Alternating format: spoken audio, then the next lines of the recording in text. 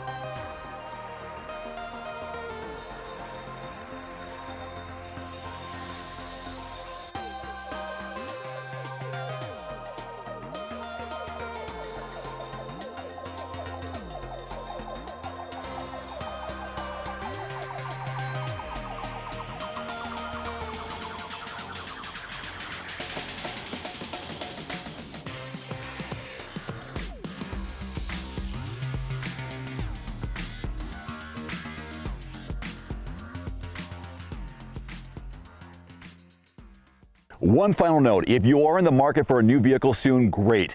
Connect with your local dealership and price and test drive at least 3 different vehicles. A vehicle's strengths and weaknesses can only be discovered when you are behind the wheel. My reviews can be good, but you need to test drive these yourself. Visit quotes.everymandriver.com, select the make, model, and your zip code, and you'll get invoice pricing in your area on those vehicles. Shop smarter with price quotes at quotes.everymandriver.com. Thanks for watching. Please click subscribe and give us a thumbs up. See you next time.